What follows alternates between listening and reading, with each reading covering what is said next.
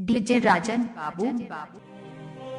रोना तो मुझे तब भी नहीं था, पर उस दिन तुम्हें तुम्हारी बड़ी सी गाड़ी में बैठना, उस गाड़ी से टाटा करना, न जाने क्यों मेरी आंखों से आंसू बहा जाते हैं।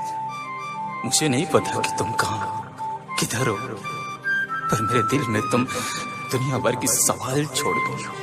कहते हैं हर सफल आदमी के पीछे एक औरत का हाथ होता है। मेरे पीछे तुम्हारा वो वायलिन, उन वायलिन से निकला हुआ वो धुन आज मुझे स्टार बना गए।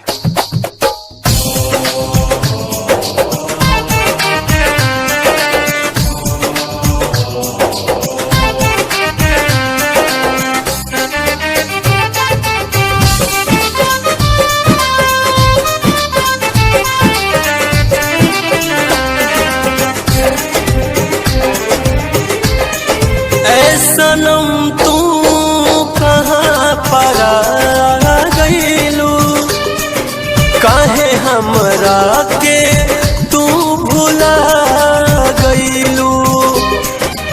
सनम तू कहाँ परा गईलू, काहे हमरा के तू भुला गईलू। अब जुदाई के बोला कैसे हम साहियन, तू जवन दिल में है लगा गईलू। सनम तू कहाँ परा गईलू, काहे हमरा के तू भुला गईलू।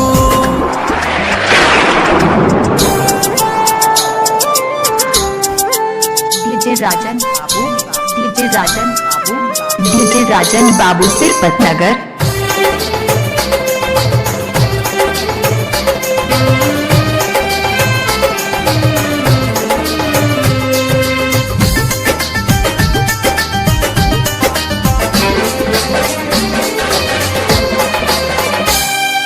हर घड़ी याद तोहरे मन में, तू ही तू बाड़ू हमरा धड़कन में।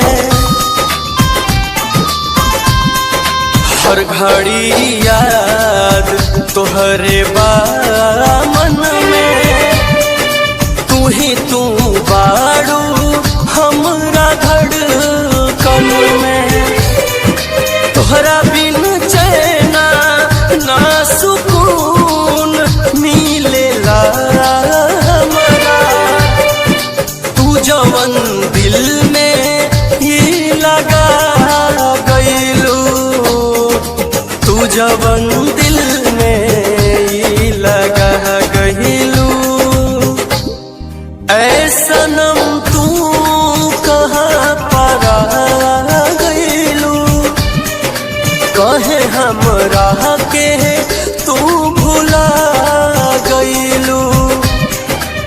सनम तू कहाँ परा गईलू, काहे हमरा के तू भुला गईलू। डीजे राजन बाबू सिरपत नगर। Mobile number 9877960769।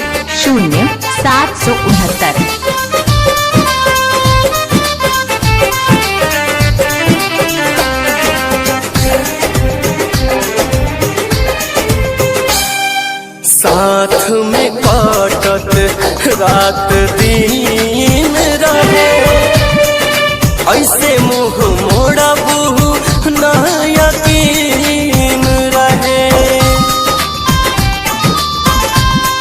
साथ में काटत रात दिन रहे, ऐसे मुँह मोड़ा बहू ना यकीन रहे।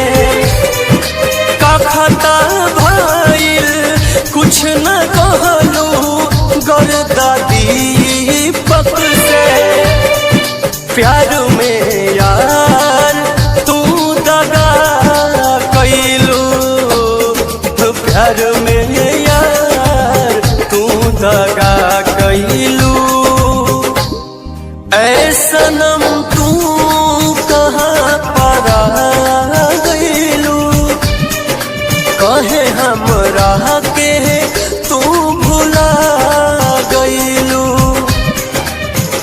सनम तू कहाँ परा गईलू, काहे हमरा के तू भुला गईलू। डीजे राजन बाबू, डीजे राजन बाबू, डीजे राजन बाबू।